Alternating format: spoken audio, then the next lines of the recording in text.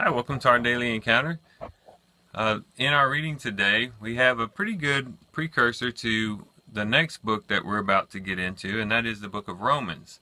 Because our reading today in the last couple of chapters of Acts deals with Paul's journey to Rome. And this is something that Paul very much desired. As we get into the book of Romans, we're going to see that he wanted to see the Christians at Rome pretty badly. In chapter 1, he talks about just how badly he wanted to see them. He had heard about their great faith that they had had. He was praying for them. He wanted to impart to them a spiritual gift. He wanted to share in their mutual faith together. And he wanted to produce some fruit among them as he had with other places that he had visited. But in chapter 15 of Romans, he says that he had been prevented. And the reason for that was that Paul first needed to go and proclaim the gospel in the places that had not heard it yet. And that was his main purpose, and his main calling was going out and proclaiming the gospel to people who had never heard it.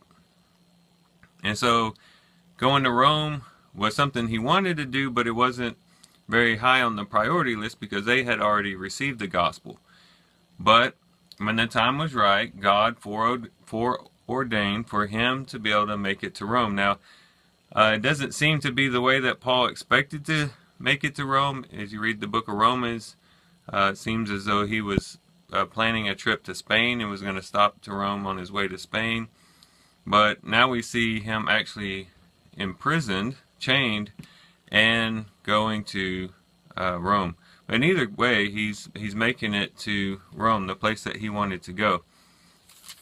Now, as we read about his journey there, it was a very difficult one. Paul is not going to visit the Roman Christians taking first class on a flight to Rome. This is a very, very difficult journey. For one, he's a prisoner. Two, he's riding on these ships, and this big storm comes, and he has they have a difficult time even keeping it from sinking, and they scarcely get away with their lives. And so this is a very intense story, a very intense way of getting to Rome, but he does make it there, and God provides for him and protects him and allows him to go to Rome. As we read the story, there's basically two things that you find in this story about this storm and them being in the boat and everything like that. Is basically two things. That one thing is people in a desperate situation, and they were very desperate. As a matter of fact, the people hadn't eaten for 14 days because some have suggested maybe they were seasick. There might have been other reasons, but I believe it was just because they were so despondent, so discouraged, so fearful for their lives that they weren't even thinking about eating. And Paul encourages them, says, "Hey, none of the hair on your head will be destroyed. In other words, your lives will be spared. You're going to be okay," and so on and so forth. And sure enough, they do. They land at a little island, and they are safe from the storm. So you find people in a very desperate situation.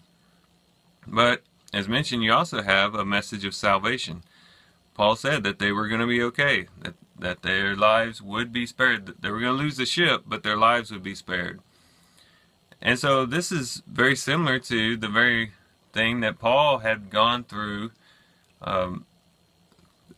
so many regions, speaking about from a spiritual standpoint, that all of us as people are in a very desperate situation.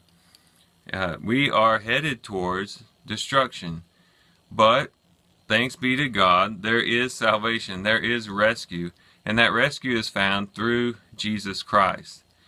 And however elated and happy and joyful these sailors must have been when they finally were able to make it ashore, so much more so are those who realize the state of their soul, that their soul is in danger, and is headed towards destruction, to hear a message of salvation, that you can make it to shore, that you can make it to safety through Jesus Christ.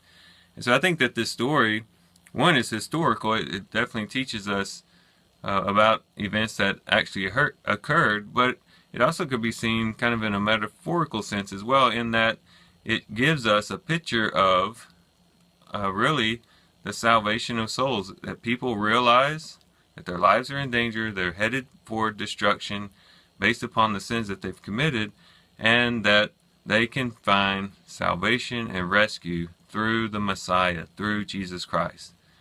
And so these are just some thoughts for you to have as you do your reading today. I do thank you guys for listening in today. Hope you guys have a great day. Hope you have a great Thanksgiving. Love you guys. God bless.